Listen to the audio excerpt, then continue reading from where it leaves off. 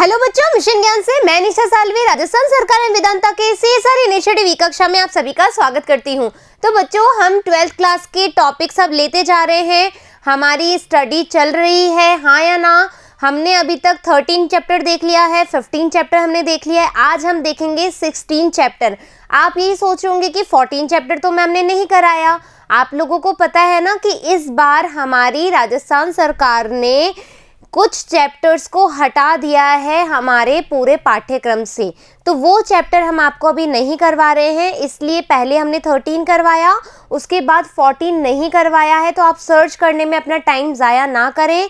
फिर 15 चैप्टर करवाया है और अब हम करवा रहे हैं हमारा 16th चैप्टर। ठीक है, तो स्टार्ट कर रहे हैं अपन 16वां अध्याय 12th क्लास का भाग 1 पादप उत्तक संवर्धन, यानी कि आज अपन पढ़ेंगे प्लांट टिश्यू कल्चर के बारे में। बच्चों, ये टेक्निक जो है बहुत ही अच्छी टेक्निक है, बिकॉज ऑफ अपन एक पूरे प्लांट के किसी भी भाग को काट करके एक नया प्लांट बना सकते हैं, है ना। तो आप कुछ सोचो ना कि कितनी सी चीज़ से पूरा प्लांट बना दो। प्लांट के किसी भी छोटे से पार्ट से आप पूरा एक पादप बना दोगे कि कितनी अच्छी सी टेक्निक है। तो वो ही आज हम करने वाले हैं प्लांट टिश्यू कल्चर के तहत, और इसके साथ ही हम कुछ पीछे वाली चीज़ें देखेंगे जो ऑलरेडी हम पढ़ चुके हैं सेल में। ठीक है, पादप उत्तक संवर्धन। ठीक है, रॉबर्ट हुक ने पादप कोशिका की खोज करी। देखो बच्चों, एक होता है रॉबर्ट ब्राउन और एक होता है रॉबर्ट हुक। ठीक है, ये दो साइंटिस्ट थे जिन्होंने अपना योगदान दिया है हमारे विज्ञान शाखा के अंतर्गत। तो रॉबर्ट हुक जो हैं उन्होंने कोशिका की खोज करी है, जबकि रॉबर्ट ब्राउन ने न्यूक्लियस की खोज करी है, केंद्रक की खोज करी है। याद रहेगा, रॉबर्ट हुक जो कि हुकअप हो गए किसी चीज़ पर, तो वो कहाँ पर हुकअप हुए? किसी कोशिका पर, यानी कि सेल पर। उन्होंने देखा कि कार्क होता है और इस कार्क में उन्होंने क्या देखा? कोशिकाओं का अध्ययन किया। ठीक है, रॉबर्ट हुक ने कोशिका की खोज करी। याद रहेगा, मैथियास जैकब स्लाइडेन और थियोडर सान, ये दो साइंटिस्ट थे। मैंने याद करवाया था आपको 11th क्लास में। आप देखेंगे तो आपको अच्छे से याद रहेगा कि मैंने क्या बताया। तो आप देखोगे कि हम जब बोल रहे हैं मैथियास स्लाइडेन, है ना, तो ये कौन से हैं? बॉटनिस्ट है। क्यों? क्योंकि मैथियास, मैथी है ना, मैथी क्या होती है? प्लांट होता है, हाँ या ना। प्लांट में अपन प्लांट का अध्ययन करना हो तो अपन किस में जाएंगे? बॉटनी में जाएंगे, हाँ या ना। बॉटनी में जाएंगे ना भाई। और यदि हम स्वान की बात करेंगे, है ना, स्वान क्या होता है संस्कृत में? स्वान यानी कि तोता होता है या फिर डॉग होता है ना, कुछ ऐसा होता है। लेकिन ये दोनों एनिमल को रिप्रेजेंट करते हैं, हाँ या ना। एनिमल को रिप्रेजेंट करते हैं। एनिमल अपन किस में पढ़ते हैं? ज़ूलॉजी में। ठीक है, तो स्वान से याद रखना है कि ये हमारे ज़ूलॉजिस्ट थे, और आपको मैथियास से याद रखना है कि ये हमारे बॉटनिस्ट थे। कभी कभी पूछा जा सकता है। ठीक है, तो इन्होंने क्या दिया? कोशिका सिद्धांत का प्रतिपादन किया। बच्चों, आपको पता होना चाहिए कि स्वान और जो स्लाइडेन थे, हमारे दो साइंटिस्ट थे, उन्होंने कोशिका सिद्धांत को प्रतिपादन किया। उसके बाद क्या हुआ? कोशिका सिद्धांत के अनुसार कोशिका शरीर की सबसे छोटी इकाई होती है, सबसे संरचनात्मक और क्रियात्मक इकाई होती है, फंक्शनल और structural unit of a life. ठीक है, कोशिका क्या है? कोशिका हमारे पूरे जिंदगी की बोल सकते हैं, वो या हमारे पूरे शरीर की क्या है? सबसे छोटी है, इकाई होती है, क्रियात्मक इकाई होती है, और इसी के साथ साथ संरचनात्मक इकाई देती है, यानी कि जो हमारे बॉडी के फंक्शन के लिए भी इम्पॉर्टेंट है और जो हमारी बॉडी के क्रियाओं के लिए भी, या फिर हम बोलें कि शरीर की जो एक कहते हैं ना संरचना बनाने में भी हमारी हेल्प करती है। Get it? रुडोल्फ विर्चो ने क्या किया? जैसे होता है ना कि हमने एक सब्जी बनाई। ठीक है, मैंने एक डिश बनाई है, सब्जी बनाई है। अब सब्जी में तुम इसको क्या करोगे? जब सजाओगे, किसी के आगे अपन परोसते हैं खाना, है ना, जब अपन सर्व करते हैं, तो सर्व करने से पहले क्या होता है? अपन इसको सजाते हैं प्लेट को। तो मान लीजिए मैंने धनिया वनिया डाल दिया या कुछ प्लेट सुंदर सी लगा दी, तो क्या हुआ? शान और स्लाइडेन ने तो क्या किया? कोशिका सिद्धांत को प्रतिपादित किया, लेकिन इसमें जो एक एक्स्ट्रा तड़का डाला है ना, जो एक्स्ट्रा तड़का डाला वो किसने डाला? रुडोल्फ विर्चो ने। रुडोल्फ विर्चो ने क्या बोला कि नई कोशिका का निर्माण जो होगा वो पहले वाली कोशिकाओं से ही होगा, है ना। मतलब इन्होंने पूरे खाने का टेस्ट ही बदल दिया और ज्यादा बढ़ा दिया। बदलने का मतलब है इस टेस्ट को बढ़ा दिया, यानी कि कोशिका सिद्धांत को और अच्छे से प्रतिपादित कर दिया। किसने? रुडोल्फ विर्चो ने, ये कहकर कि जो कोशिका है उसका निर्माण पुरानी कोशिकाओं से ही होता है। क्लियर बात आई समझ में? तो रुडोल्फ विर्चो ने क्या कहा? नई कोशिका का निर्माण पूर्ववर्ती कोशिका से होता है। रुडोल्फ विर्चो द्वारा बताए गए इस तथ्य के अनुसार क्या होगा कि जो कोशिका सिद्धांत है उससे क्या हुआ कि एक मील का पत्थर साबित हुआ। बच्चों देखो, हम ये देख रहे थे कि कैसे एक नई कोशिका बनती है, चाहे वो जीवाणु कोशिका हो, चाहे वो कोई सी भी कोशिका हो, तो बहुत सारे क्या होते थे इसके लिए, बहुत सारी चीज़ें, जैसे अबायोजेनेसिस बोला गया है ना, मतलब बहुत सारे मत आए वैज्ञानिकों के। लेकिन जब ये बात कह दी गई कि जो कोशिका है उसका निर्माण पूर्ववर्ती कोशिका से ही हो रहा है, तो क्या हुआ? वो जीव विज्ञान के लिए एक मील का पत्थर साबित हुई, यानी कि एक स्ट्रॉन्ग मत जो होता है ना, स्ट्रॉन्गेस्ट मत हो गया, एक स्ट्रॉन्गेस्ट बात हो गई जिसकी पुष्टि उन्होंने कर दी। क्लियर बात आया समझ में? ये थोड़ी हिस्ट्री लेवल पे था कि भैया कोशिका क्या है, कोशिका का किसने खोज किया, फिर किसने क्या सिद्धांत दिया है। अब अपन देखेंगे कि इस सिद्धांत के आधार पर क्या क्या बातें कही गई है। ठीक है, कोशिका सिद्धांत क्या है? आधुनिक, ठीक है, आधुनिक कोशिका सिद्धांत के अनुसार क्या क्या बातें कही गई है? तो कोशिका शरीर की संरचनात्मक एवं क्रियात्मक इकाई है। वी ऑल नो कि भैया जो फंक्शनल और स्ट्रक्चरल यूनिट ऑफ हमारी बॉडी है वो कौन है? सेल है, कोशिका है।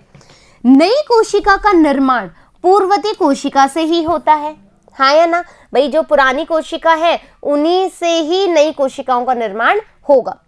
समस्त प्रकार की जो भी मेटाबॉलिज्म क्रियाएं, हमारी मेटाबॉलिटिक एक्टिविटी है, चाहे वो कैटाबॉलिज्म हो, चाहे ना मतलब अपचयी और उपचयी क्रियाएं जो होती है, जिसको हम उपापचयी पथ के नाम से भी जानते हैं, वो क्या होती हैं? वो कोशिका में ही संपन्न होती हैं। जीवों में आनुवांशिक सूचनाओं को एक पीढ़ी से दूसरी पीढ़ी में स्थानांतरण भी कोशिका से ही होता है, मतलब कोशिका के माध्यम से ही क्या हो रहा है? जीन स्थानांतरण हो रहा है, उपापचयी क्रियाएं हो रही है। ये हमारे शरीर की संरचनात्मक और क्रियात्मक इकाई है, और इसके साथ ही जो पूर्ववर्ती कोशिकाएं हैं उसी से नई कोशिकाओं का निर्माण हो रहा है। तो हमने आज क्या बोला? हमने बोला कि कोशिका की खोज, अभी सुन लो, कोशिका की खोज रॉबर्ट हुक ने करी। मैं देख रही थी कि क्या मतलब कोई तो एक्सप्रेशन मिलेंगे यहाँ पर, है ना।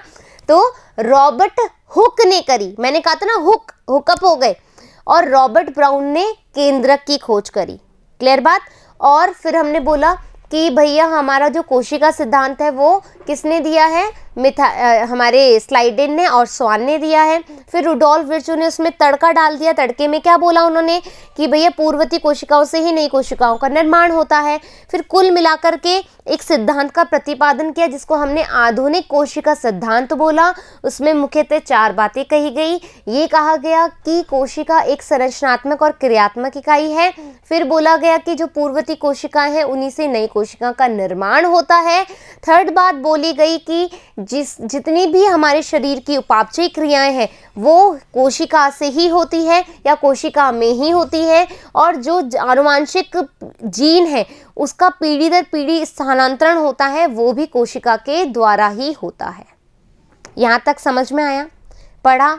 मज़ा आया पढ़ते हुए? अब देखेंगे अपन आगे की बात। कोशिका सिद्धांत के अनुसार पादप की प्रत्येक कोशिका में जिस पादप की ये कोशिका है उसके सभी लक्षण विद्यमान होते हैं। क्या बोला? कि भैया ये एक पेड़ है, ठीक है, ये एक पेड़ है, और इस पेड़ का तुम कोई सा भी पार्ट ले लो, चाहे वो पत्ती ले लो, चाहे वो जड़ ले लो, चाहे वो तना ले लो, चाहे वो फ्लावर ले लो, चाहे तुम बीज ले लो, वॉट एवर यू वॉन्ट, तुम्हें जो चाहिए तुम वो ले लो। लेकिन बात क्या कहना चाह रहा है कि इस जो भी पादप का कोई सेल होगा उसमें उस पादप की सारी गतिविधियां मौजूद होंगी। क्लियर बात। फिर इसमें उस संपूर्ण पादप को विकसित करने की क्षमता होती है। और क्या होगा, उस छोटे से पार्ट में जो प्लांट का, जैसे तुमने एक पत्ती ले ली, इस छोटे से पार्ट में, भैया एक पूरे पादप का तो ये छोटा सा पार्ट ही होगा ना, लीफ, तो ये छोटा सा जो पार्ट है इसमें उस संपूर्ण पादप को विकसित करने की क्षमता होती है और ये क्षमता कहलाती है हमारी टोटीपोटेंसी। ठीक है, टोटीपोटेंसी एक ऐसी क्षमता है पादप में पाए जाने वाली जिससे वो अपने एक छोटे से पार्ट से एक बड़ा सा प्लांट बना सकता है ना। एक छोटू से, एक नॉनो से पार्ट से वो एक बड़ा प्लांट बना सकता है और ये एबिलिटी, ये क्षमता क्या कहलाती है, टोटीपोटेंसी कहलाती है। ठीक है, टोटीपोटेंसी जो शब्द है सबसे पहले मॉर्गन नाम के साइंटिस्ट थे, उन्होंने दिया। और अब हम देखेंगे आगे की तरफ, लेकिन पूर्ण शक्तता के कारण, है ना, पूर्ण शक्तता यानी कि बच्चों टोटीपोटेंसी ही होती है ना। जैसे कि अपन ने क्या बोला, जो टोटीपोटेंसी है, टोटीपोटेंसी, यस, है ना, इसी को अपन क्या कह रहे हैं, पूर्ण शक्तता कह रहे हैं। तो अब क्या हुआ, देखो कंफ्यूज नहीं होना है, यहाँ पर दो बातें हो रही हैं। एक बात तो ये हुई कि जो टोटीपोटेंसी या पूर्ण शक्तता शब्द जिसने दिया वो थे मॉर्गन, शब्द दिया मॉर्गन जी ने, लेकिन ये बताया कि भैया, है ना, क्या बताया कि हमने एक पादप का एक पार्ट ले लिया, मैंने एक पत्ती ले ली, इसको मैंने एक कल्चर मीडियम में डाल दिया, यानी कि संवर्धन माध्यम में डाल दिया छोटे छोटे टुकड़े करके, और इससे इसने क्या बनाया, अभी आगे पढ़ेंगे पूरी कल्चर विधि। ये एक कैलस बनाया, कैलस के बाद इसमें क्या हुआ, जड़ आने लगी, पत्तियां आने लगी और इसने एक पूरा प्लांट बना लिया। ठीक है, इन्होंने क्या किया, पत्ती को एक माध्यम में डाला, माध्यम में सारी चीजें थी जो एक पादप को ग्रोथ करने के लिए चाहिए। ठीक है, धूप वूप हमने बाहर से दिए, यानी कि लाइट, वो भी मैं सब बात करूंगी, अभी बस बात सुन लो जो मैं कहना चाह रही हूँ। हमने एक पादप का टुकड़ा लिया, ठीक है, उस पादप में टोटीपोटेंसी यानी कि पूर्ण शक्तता की क्या थी, सामर्थ्य थी या क्षमता थी। इस क्षमता की वजह से जब इसको हमने कल्चर मीडियम में डाला, संवर्धन माध्यम में डाला, तो इसने ग्रोथ करना स्टार्ट किया और एक नया पादप बना लिया। ये बात किसने बताई, ये बात बताई हमें हेबरलैंड जी ने।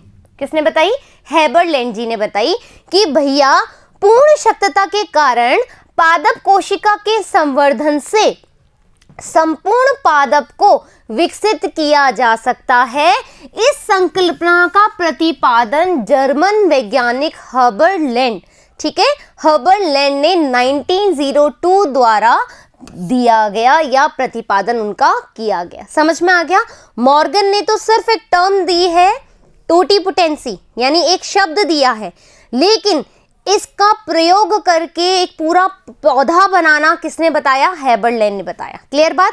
अधिकांश जंतुओं में पूर्ण शक्तता की क्षमता नहीं होती है। जंतुओं में जो एक पार होती है वो हर किसी में नहीं होती है।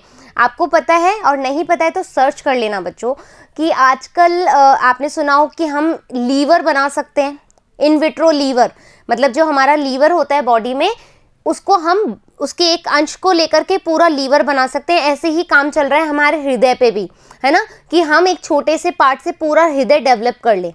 ठीक है, नहीं पता है तो एक बार नेट पे सर्च करके देखना, कुछ जानकारी लेना सीखो, ठीक है, और जानकारी देना भी सीखो, बहुत ज़रूरी है साइंस वाले बच्चों के लिए, क्या, अपडेट रहना।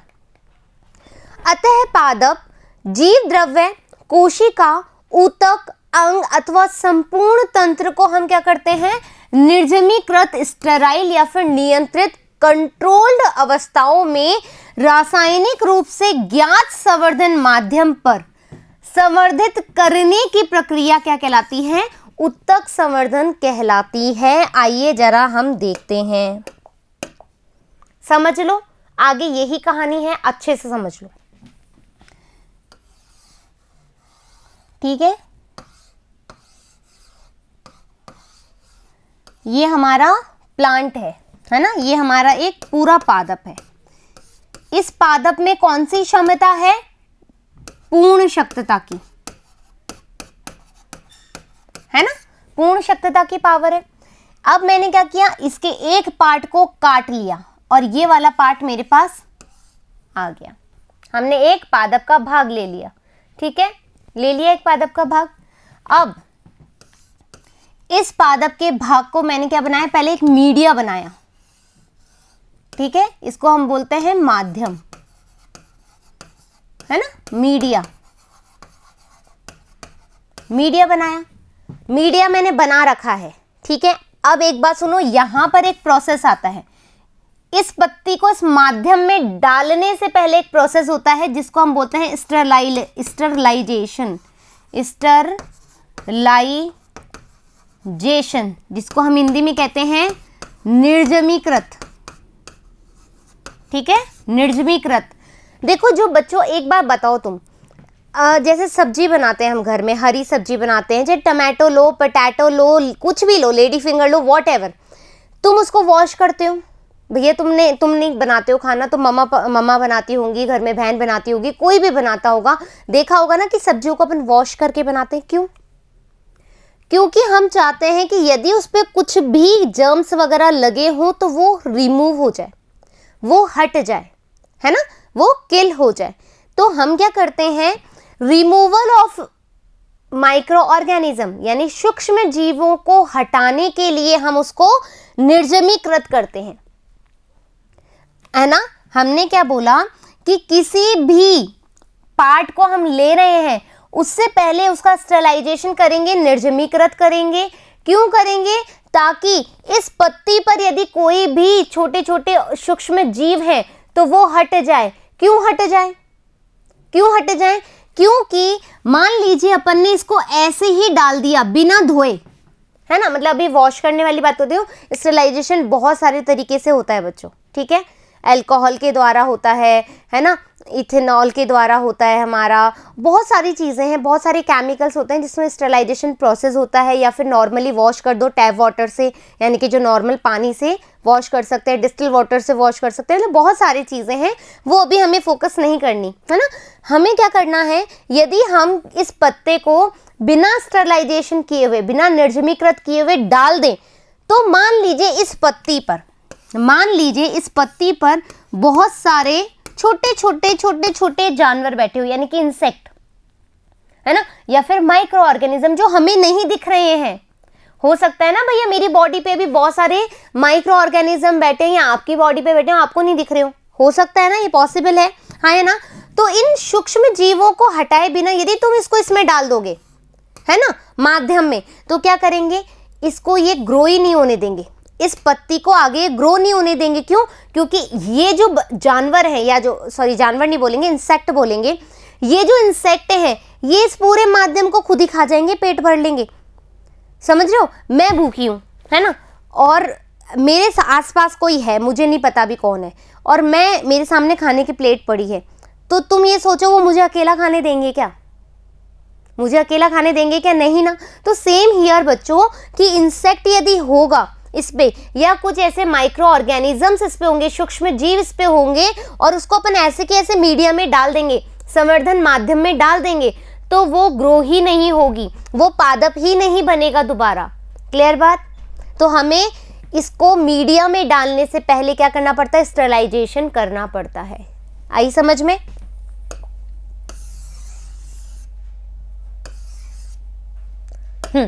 ठीक है। अब अपन क्या करेंगे, स्टरलाइजेशन करने के बाद इसको मीडिया में डाल देंगे, छोटे छोटे टुकड़े करके, हमने पत्ती के छोटे छोटे करके इसको मीडिया में डाल दिया। इस मीडियम में वो सारी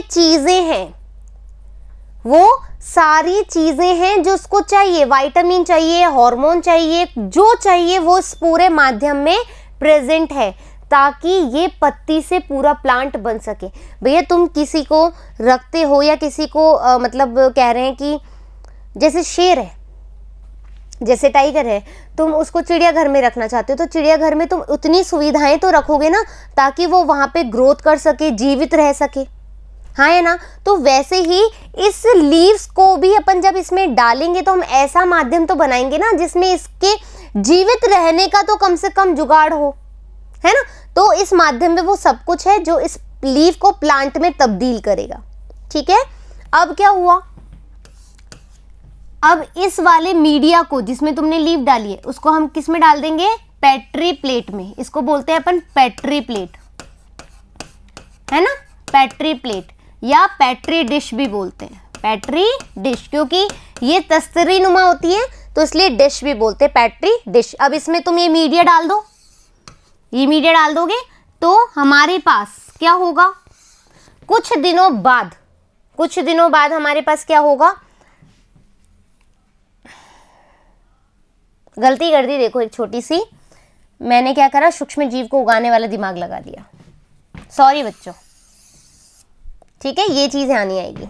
हाँ, तो हमने क्या किया, अब कुछ दिनों बाद अब इसको रख दिया हमने, रखेंगे कैसे, ऐसे ऐसे रैक्स होती है ना, सॉरी मेरा ना ध्यान उसमें चला गया सूक्ष्म जीवों वाले पे, इसलिए मैंने पेट्री डिश बना दी।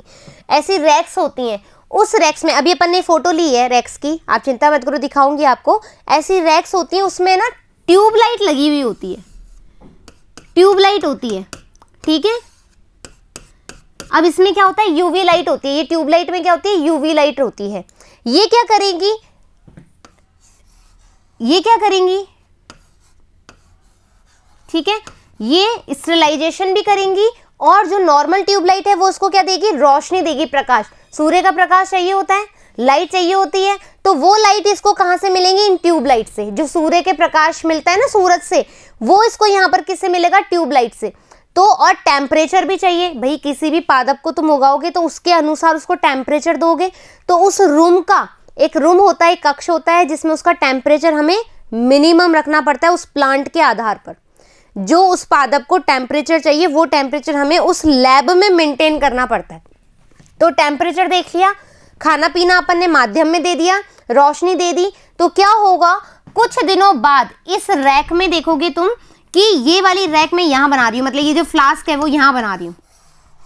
इस फ्लास्क में ये मीडियम है ना, इस फ्लास्क में कुछ ऐसी अनडिफरेंशिएटेड ग्रोथ होगी।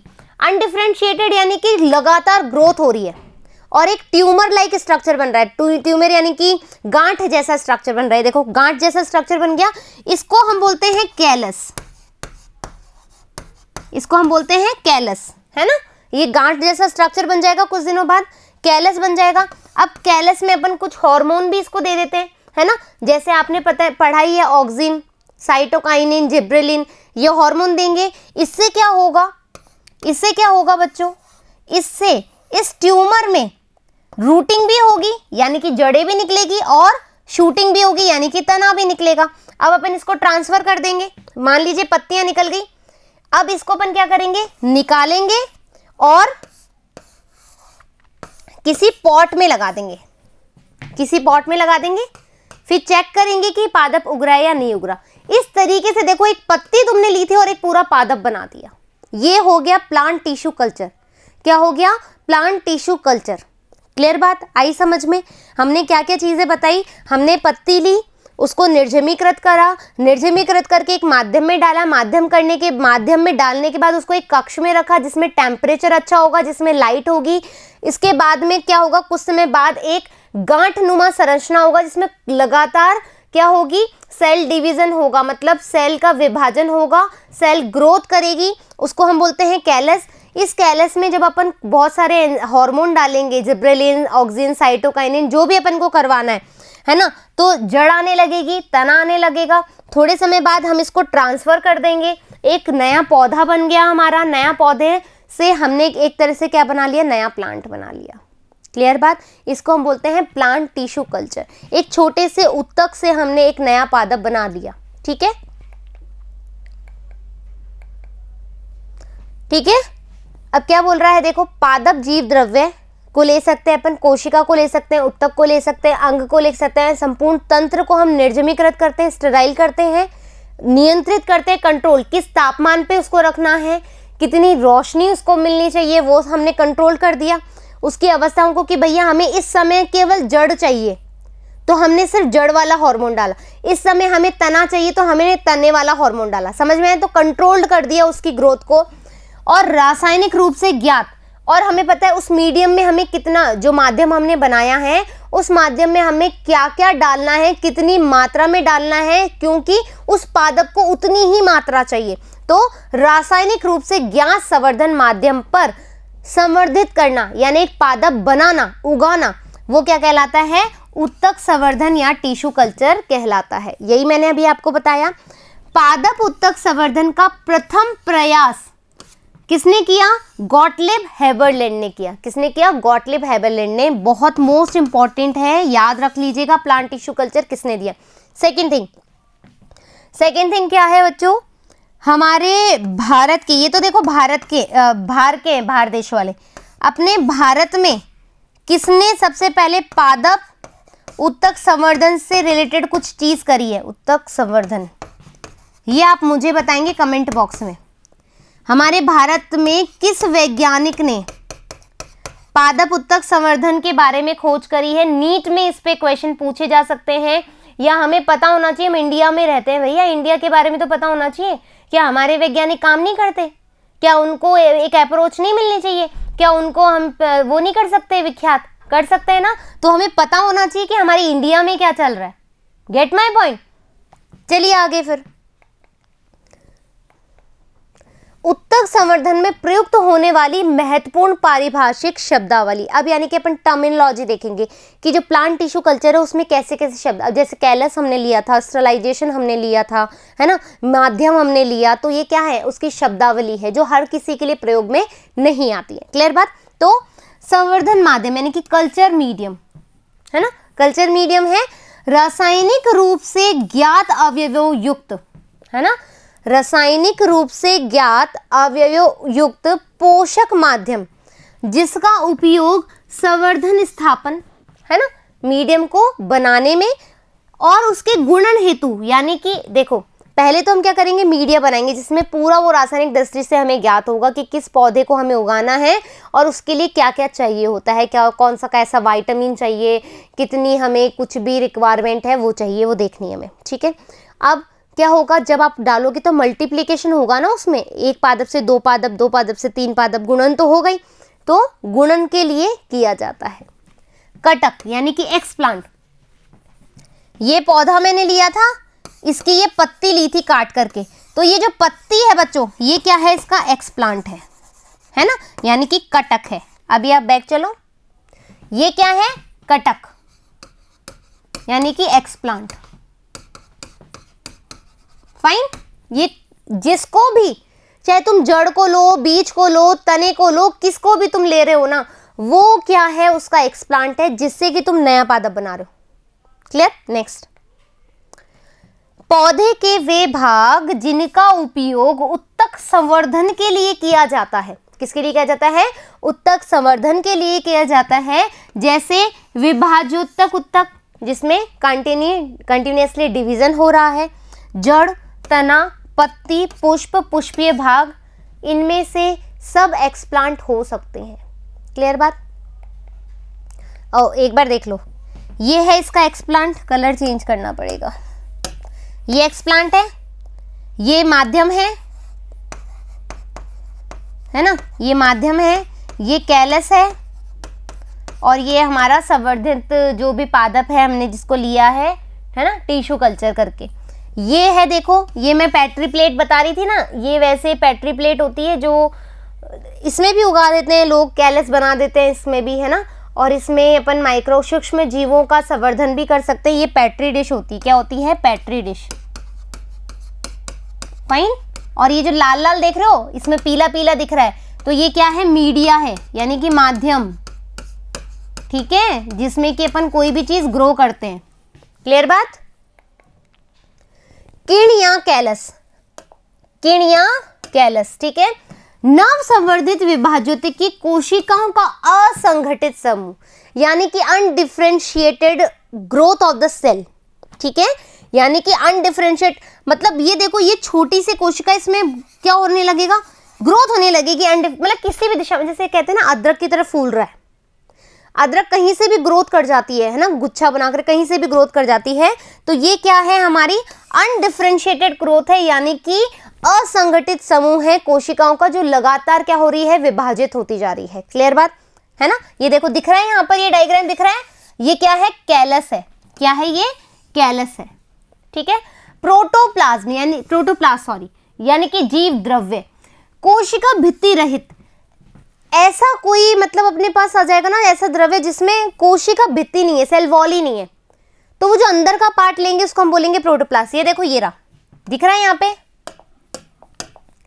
ये दिख रहा है, इनके चारों तरफ कोई कोशिका भित्ति नहीं है, इसको हम बोलेंगे जीव द्रव्य यानी कि प्रोटोप्लास्ट। अब है निर्जमीकरण यानी कि स्टरलाइजेशन। क्या होगा, स्टरलाइजेशन। सूक्ष्म जीवों के समूल उन्मूलन, जो माइक्रो ऑर्गेनिज्म होते हैं उनको कंप्लीटली हटाना, उनका कंप्लीटली रिमूवल करना, है ना। समूल उन्मूलन यानी कि रिमूव करना, फाइन, या उनको नष्ट करना, उनको नष्ट करना या उनको समूल हटाना क्या कहलाता है, स्टरलाइजेशन या निर्जमीकरण कहलाता है। ठीक है। सतही निर्जमीकरण, एक होता है सरफेस स्टरलाइजेशन, जो हम करते हैं बेसिकली सरफेस से ऊपर से उसको धो लेते हैं। ठीक है। ऊतक संवर्धन में प्रयुक्त होने वाले कर्तकों को यानी कि जो एक्सप्लांट है उनको सतह से सूक्ष्म जीवों का उन्मूलन किया जाता है। उसकी जैसे ये लीफ है, ठीक है, ये पत्ती है, तो ये पत्ती की जो ऊपरी सतह है ना बच्चों, उसको धो दो या फिर उसको अल्कोहल या इथेनॉल से धो दो, है ना, तो वो क्या हो जाएगी, सरफेस स्टरलाइजेशन हो जाएगी, सतही निर्जमीकरण हो जाएगी। क्लियर। सरोपण या निवेशन, इनोकुलेशन। इनोकुलेशन का क्या मतलब होता है, मैं यहां समझाऊंगी। देखो यहां पर इन्होंने क्या किया, देखो पहले यहां समझ लो, ज्यादा बेटर रहेगा।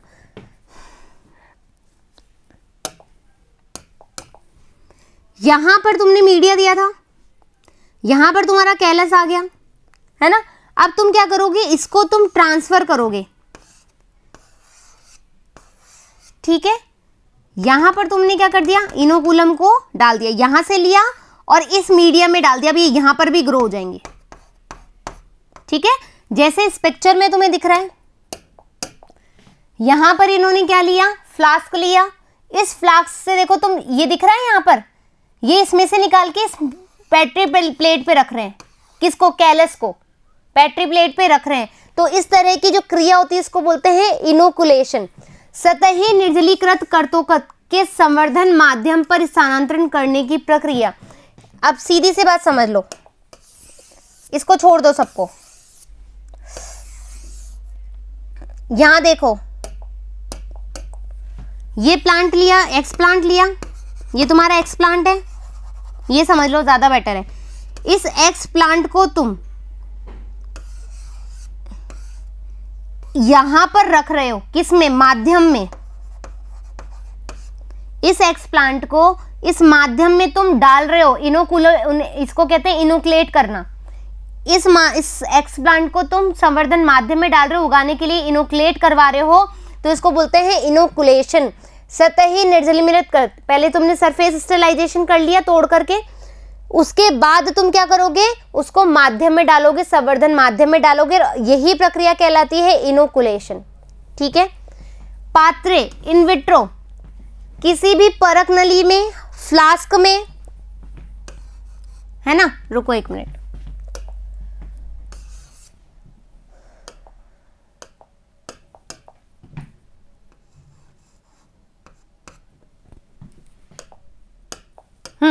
किसी भी परख नली में, फ्लास्क में, बोतल में, आदि में, यदि अपन देखो, जैसे यहां पर दिख रहा है तुम्हें बॉटल्स दिख रही हैं, है ना, या फिर ये फ्लास्क दिख रहा है, इसको बोलते हैं फ्लास्क। देखो जो ऐसी होती है ना, ऐसी संरचना, ये कहलाती है फ्लास्क।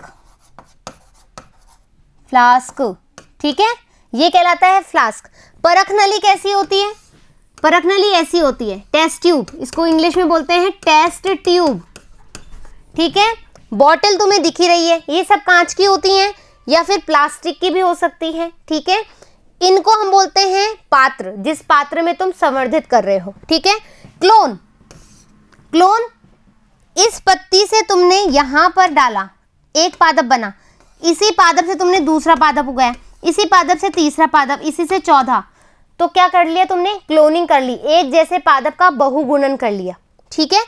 अलैंगिक जनन की विधियों द्वारा, यहाँ पर मैंने पहले ही बताया था कि कभी भी जब तुम इस तरह की क्लोनिंग करोगे या जीन अभियांत्रिकी करोगे या फिर तुम प्लांट टिश्यू कल्चर करोगे तो वहाँ पर क्या होगा, वहाँ पर कभी भी लैंगिक जनन नहीं होगा, अलैंगिक जनन ही होगा। क्लियर।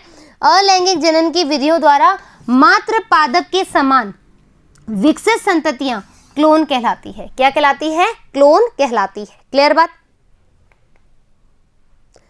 कायिक भ्रूण, सोमेटिक एम्ब्रियो, कायिक भ्रूण, कायिक कोशिकाओं से विकसित भ्रूण, जो कायिक कोशिकाएं हैं, है ना, वेजिटेटिव ग्रोथ जिसमें हो रहा है, उससे यदि तुम भ्रूण बना रहे हो तो उसको क्या बोलोगे। देखो, एक तो होता है लैंगिक जनन से जो भ्रूण बन रहा हो, है ना, और एक होता है कायिक भाग से कोई भ्रूण बन रहा हो। तो कायिक कोशिकाओं से विकसित भ्रूण जो होता है उसको हम बोलते हैं कायिक भ्रूण, यानी कि सोमेटिक एम्ब्रियो। ठीक है, गैमेटिक एम्ब्रियो नहीं। ठीक है, सोमेटिक एम्ब्रियो, दो अलग अलग कोशिकाएं होती है हमारे शरीर में।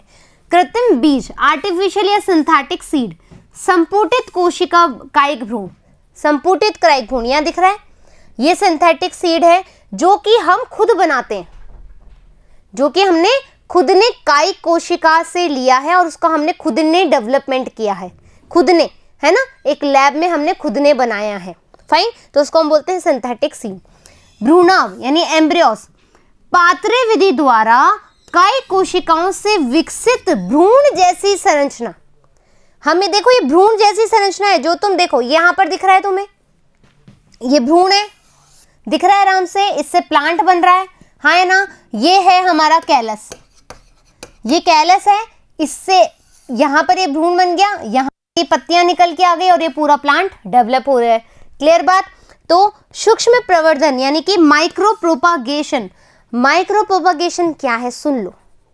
अभी तक जो तुमने किया है ना, छोटा सा एक्सप्लांट लिया है, छोटा सा हमने कटक लिया है और उसे पूरा प्लांट बनाया, जितनी विधियां करके कि भैया तुमने उसको मीडिया में डाला, स्टरलाइजेशन करा, मीडिया में डाला, फिर कैलस आया, कैलस से रूट आई, शूट आई, पूरा प्लांट बन गया, वो ही माइक्रो प्रोपागेशन या सूक्ष्म प्रवर्धन कहलाता है।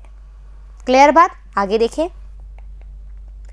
पादप उत्तक संवर्धन कार्य हेतु आवश्यक संसाधन। अब हमें भैया प्लांट टिश्यू कल्चर करना है, मतलब एक तुम क्या कर रहे हो कि एक बाहरी वातावरण से तुम एक अंदर के वातावरण में एक पूरा प्लांट बना रहे हो एक छोटे से पार्ट से, तो क्या तुम्हें कुछ भी नहीं चाहिए। जब मैं तुम्हें ऑनलाइन पढ़ा रही हूँ तो मुझे एक डिजिटल बोर्ड चाहिए, एक मार्कर चाहिए, एक स्लाइड चेंजर चाहिए, और हमें एक कैमरा चाहिए, जो भी चाहिए। तो क्या एक पौधे को बनाने के लिए तुम्हें कुछ नहीं चाहिए होगा, चाहिए होगा ना। तो हमने क्या किया कि प्लांट टिश्यू कल्चर करने के लिए भी हमारे को कुछ आवश्यक संसाधन चाहिए होंगे। क्या क्या चाहिए होगा, एक लैब चाहिए होगी, है ना, मतलब एक कक्ष चाहिए होगा, एक कक्ष चाहिए होगा, फिर इक्विपमेंट चाहिए होंगे, काटने का सामान चाहिए, फ्लास्क चाहिए आपको, है ना, रैक्स चाहिए जिसमें आप लाइटें लगाओगे, उसको रखोगे, है ना, टेम्परेचर करने के लिए या टेम्परेचर को स्थिर रखने के लिए तुम्हें एक ऐसा कक्ष चाहिए जहाँ पर टेम्परेचर 37 रखना है, 47 रखना है, ऐसे टेम्परेचर वाला रूम भी चाहिए। एक रूम ऐसा चाहिए जहाँ पर तुम आ जा रहे हो, है ना, मतलब बहुत सारी चीज़ें चाहिए। तो आज अपन देखते हैं कि क्या क्या चीज़ें चाहिए हमको। उत्तक संवर्धन प्रयोगशाला आधुनिक उपकरण से सुसज्जित होनी चाहिए, मतलब जो एक एडवांस हमें इक्विपमेंट चाहिए वो सारे उसमें होने चाहिए। उत्तक संवर्धन कार्य हेतु प्रयोगशाला में कांच के समान प्रक्षालन कक्ष होने चाहिए, है ना, ग्लासवेयर, वॉशिंग रूम, जो भी देखो तुम्हें यहाँ पर दिख रहा हो इस डायग्राम में, तो यहाँ पर ये देखो पेट्री डिशेस रखी हुई है, यहाँ पर एक सिंक बना हुआ है, जैसे तुम्हारे किचन में सिंक होता है बर्तन मांजने के लिए, हाँ है ना, और घरों में जैसे गांव के घर हैं तो वहां पर भी एक निकास होता है, और मिट्टी में बर्तन मांजते तो कहीं तो धोते होंगे, कहीं तो पोंछ के रखते होंगे। तो हर चीज के लिए भी यहाँ पर भी सेम ऐसा ही है कि प्रयोगशाला में कांच के समान का प्रक्षालन कक्ष भी होना चाहिए। ठीक है। संवर्धन माध्यम निर्माण कक्ष, कल्चर मीडिया, जहां पर तुम वो माध्यम बनाओगे, माध्यम ऐसा होना चाहिए जहां पर कोई भी माइक्रो ऑर्गेनिज्म ना हो, सूक्ष्म जीव ना हो। क्यों, वो होगा तो वही खा जाएगा ना, पौधे को क्या मिलेगा। तो हमें क्या चाहिए, ऐसा कक्ष भी चाहिए जहां पर कोई भी माइक्रो ऑर्गेनिज्म ना हो, पूरा स्टरलाइज रूम चाहिए। क्लियर बात। अभिलेख रिकॉर्ड कक्ष, किस किस कौन से प्लांट से तुमने कहाँ बनाया, कितने दिन उसको रखना है, कितने समय पे तुमने उगाया, कितना टेम्परेचर उसको दिया है, कितना खाना तुमने इसको दिया है, ये सब लिखने के लिए तुम्हें रिकॉर्ड चाहिए ना। जैसे तुम्हें तुम्हारी नोटबुक चाहिए, हर चैप्टर के लिए तुम्हें उसमें लिखना होता है, तभी तो तुम देखते हो कि अरे हाँ मैम ने इसमें ये नोट्स लिखवाए हैं। तो वैसे यहाँ पर भी रिकॉर्ड चाहिए अपन को। निर्जीकृत स्थानांतरण क्षेत्र, भैया निर्जमीकृत करोगे, उसको स्टरलाइजेशन करोगे तो वहाँ पर भी ऐसा होना चाहिए ना कि भाई हर कोई नहीं आ जाए वहाँ पर। जितने लोग आएंगे उतने माइक्रो ऑर्गेनिज्म भी तो साथ लाएंगे। तो हमें ऐसा कक्ष रखना है जहाँ पर सिर्फ हम स्टरलाइजेशन करें। संवर्धन कक्ष, स्टरलाइजेशन कर लिया, अब ऐसा कक्ष है कि हमें वहाँ पर उस पौधे को रखना है और उगाना है और एक ऑप्टिमम टेम्परेचर देना है। तो कल्चर रूम भी होना चाहिए जहाँ पर अपन मीडियम माध्यम बना सके। उत्तक संवर्धन तकनीक द्वारा विकसित पादपों के दृढ़ीकरण, हार्डनिंग, दशा अनुकूलन, पर्यावरण यानी एसिमिलेटाइजेशन यानी कि उसका प्रॉपर देखना रेखना, या फिर हम कह सकते हैं कि उसको एक अनुकूलन वातावरण प्रदान कराना, संग्रहण हेतु ग्रीन हाउस या पौधशाला नर्सरी का निर्माण कराना। अब देखो यहाँ पर तुम दिख रहा है डायग्राम, यहाँ पे रैक्स बनी हुई है जिसमें ग्लास वेयर्स रखे हुए, कांच के बर्तन रखे हुए हैं, बॉटल्स रखी हुई जिसमें प्लांट्स उग रहे हैं, किसी में मीडिया बना हुआ है ना। ये देखो कितने अच्छे अच्छे ये रैक्स होती हैं, इस तरह की रैक्स में रखते हैं। यहाँ पे ट्यूबलाइट लगी हुई है ऊपर की तरफ, रोशनी आती रहती है, ठीक है। ये देखो कितनी अच्छी है। तो हमें क्या चाहिए, एक बर्तनों जो जितने भी ग्लासवेयर उसको साफ करने का रूम चाहिए, एक हमें मीडिया कल्चर माध्यम बनाने का रूम चाहिए, एक हमें स्टरलाइजेशन वाला रूम चाहिए, एक हमें रिकॉर्ड चाहिए, है ना, और हमें एक माध्यम, और ये जो जितने भी हमारे फ्लास्क हैं उसको स्टोर करने का रूम चाहिए जहाँ पर हम स्टोर कर सकते हैं एक ऑप्टिमम टेम्परेचर पे। तो आज हमने देखा कि कोशिका क्या होती है, कोशिका की खोज किसने करी है, फिर सिद्धांत किसने दिया है, फिर हमने देखा कि पादप उत्तक संवर्धन क्या होता है ना, कौन सी टेक्निक होती है, किसने दी है। मैंने आपसे एक क्वेश्चन भी पूछा है कि हमारे इंडिया में, हमारे भारत में किस वैज्ञानिक ने इस पे काम किया है ना। और इसके अलावा मैंने आपको पढ़ाया है कि कौन कौन सी टर्मिनोलॉजी, कौन कौन सी शब्दावली है जो पादप उत्तक संवर्धन में प्रयोग में आती है।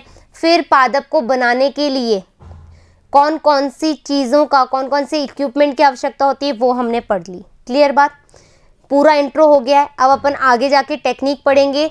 तो आपसे यही मेरी विनती है कि आपको इसके नोट्स बनाने हैं ताकि आगे की चीज़ें क्लियर हो जाए। फिर मिलेंगे नए पार्ट के साथ, जब तक धन्यवाद।